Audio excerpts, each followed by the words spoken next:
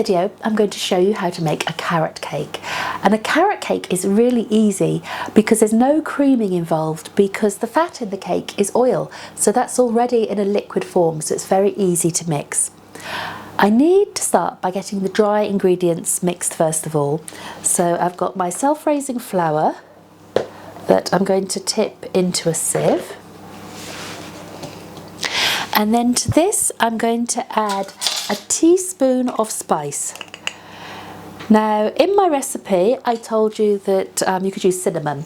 I'm actually today using 5-spice powder because I love Chinese 5-spice powder.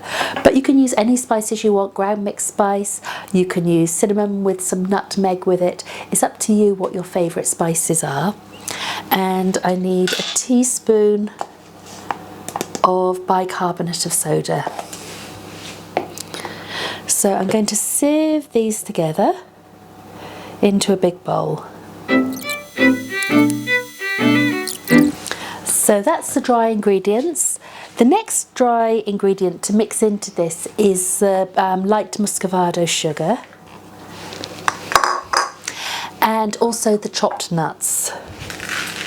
So I've chopped them very finely.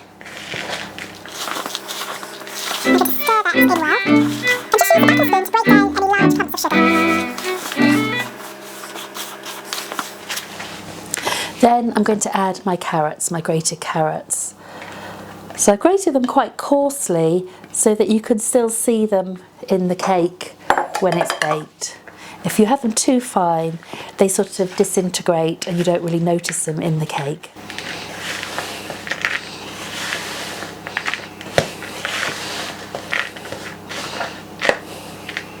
And the other thing to add is the raisins.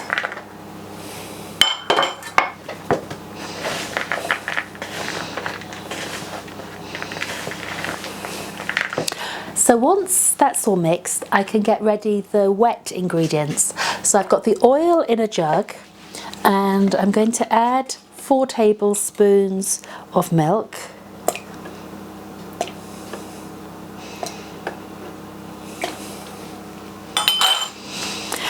And I need to add 4 eggs as well.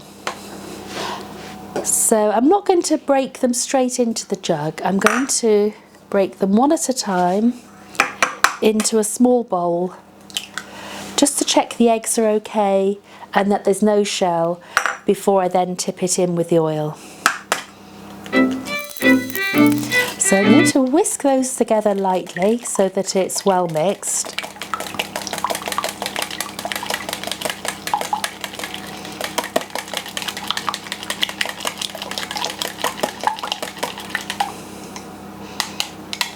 And tip that into the carrot mixture and then stir it up well.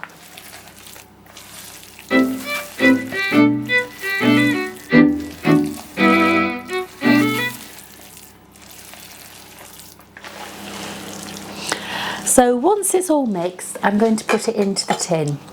So I've got a 20cm tin lined, so that's an 8-inch tin. If you wanted to cook the cake quicker, you can divide the mixture between 2 round sandwich tins and that will cut down the cooking time.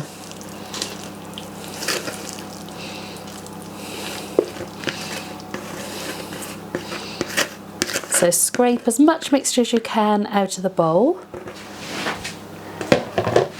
and then level the surface.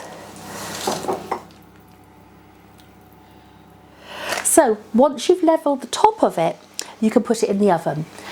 If you've got an electric oven where you can use it as a conventional oven, then put the setting to 160 degrees centigrade. If you've got a fan oven, it should be slightly cooler, so you would do it at about 140. If you've got a gas oven, then it's gas Mark III.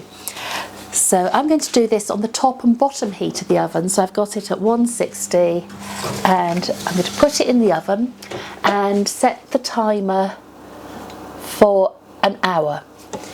The cake should take an hour and a quarter to an hour and a half, but I'm setting the timer for an hour and then I'll just check how it's doing before then giving it extra time. If you've you've split the mixture between 2 tins rather than doing it in 1 tin like I have, it will be quicker, and it will probably take between 30 and 40 minutes to cook if you've got the 2 tins. But I do find with cakes the times can vary quite a bit, so if you've done it between 2 tins, I would check after half an hour and then give it either 5 or 10 minutes more, then give it a little bit longer again if it needs it. But don't check it too often. Don't keep opening the oven door. The more times you open the oven door, the temperature of the oven drops and it will actually take longer to cook. So only sort of check it when you think it's going to be ready. So I'm going to leave that now to cook while I clear up.